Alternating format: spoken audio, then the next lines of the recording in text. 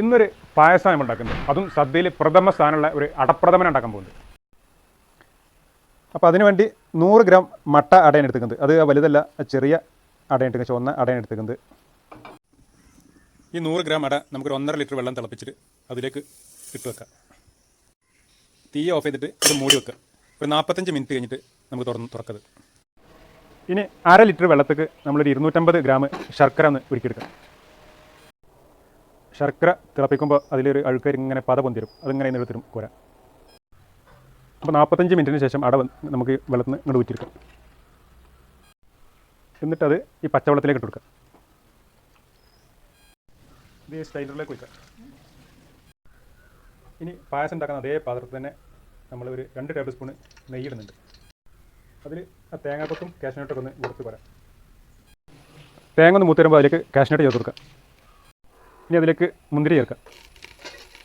പിന്നെ അതിനത് ഒന്ന് വറുത്ത് പോരിയെടുക്കാം. ഇനി അതിലേക്ക് ആ ശർക്കര ഉരുക്കിയത് നമുക്ക് അരിച്ചു വയ്ക്കാം.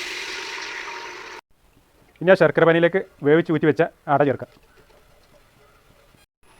ഇനി ഈ ശർക്കര പാനി പകുതി ആയി ഇത് കുറുകി വരുന്നത് വരെ ഇതൊന്ന് ഇളക്കിക്കൊണ്ട് തന്നെ വേവിക്കണം. അപ്പോൾ ഈ ശർക്കരയും അടയും കൂടെ അത് കുറുകി വന്നിട്ടുണ്ട്. ഇതിലേക്ക് 2 തേങ്ങൻ്റെ 2-ാം പാൽ എടുത്താണ്, ഒരു 2 ലിറ്റർ ഉണ്ടാവും. അത് നമുക്ക് ഇതിലേക്ക് ഒഴിക്കാം. ഇനി ഒരു ടെസ്റ്റുള്ളത് എന്താണെന്ന് വെച്ചാൽ, ഒരു 3 കദളിപ്പഴം നമ്മൾ ജ്യൂസ് അടിച്ച് ഈ പായസത്തിലേക്ക് ചേർക്കുന്നുണ്ട്. ഇനി കദളിപ്പഴം ജ്യൂസ് അടിച്ചത് ഈ പായസത്തിലേക്ക് ചേർക്കാം. ഇനി ഇത് ഇളക്കിക്കൊണ്ടേയിരിക്കണം, അടിയിൽ പിടിക്കും. ഇനി നമുക്ക് ആ പായസത്തിൻ്റെ ഒരു കൺസിസ്റ്റൻസി വരെ നമുക്കത് ഒന്ന് വറ്റിച്ചെടുക്കാം. ഇനി ഈ പായസത്തിലേക്ക് ഒരു 100 ഗ്രാം പനങ്കൽക്കണ്ടം നമുക്ക് ചേർക്കാം. അപ്പോൾ അത് പായസം കുറുകി വന്നിട്ട് ഈ ടൈമിൽ നമുക്ക് 1 ടേബിൾ സ്പൂണ് നെയ്യ് ചേർക്കാം. ഇനി ഇതിലേക്ക് ഏലക്കായ പൊടിച്ചതും ചുക്കുപൊടിയും കൂടെ ഈ തേങ്ങാപ്പാലിൽ കലക്കിയത് നമുക്കിതിലേക്ക് വെച്ച് കൊടുക്കാം. ഇനി ഇതിലേക്ക് നെയ്യിൽ വറുത്ത തേങ്ങാക്കൊത്തും കാഷ്നട്ടും മുന്തിരിയും ചേർത്ത് കൊടുക്കുക. ഇനി തീ ഓഫ് ചെയ്തതിന് ശേഷം 1/2 ലിറ്റർ 1-ാം പാൽ എടുത്തത് ഈ പായസത്തിലേക്ക് ചേർത്ത് കൊടുക്കുക. അപ്പോൾ നമ്മളെ കദളിപ്പഴവും പനങ്കൽക്കണ്ടവും ചേർത്ത് അടപ്രഥമൻ റെഡി ആയിട്ടുണ്ട്.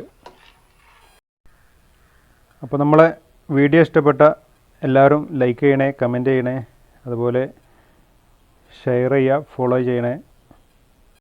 അപ്പോൾ ഈ പനങ്കൽക്കണ്ടും കദളിപ്പഴമൊക്കെ ചേർത്ത് അടപ്രഥമൻ എല്ലാവരും ഒന്ന് ഉണ്ടാക്കുന്നത് നല്ല സൂപ്പർ ടേസ്റ്റാണ്. ഇത് കഴിക്കുന്ന ടൈമിൽ പഴം ചേർക്കരുത്, പപ്പടം മാത്രം പൊടിച്ച് ചേർത്ത് കഴിച്ചാൽ നല്ല ടേസ്റ്റാണ്.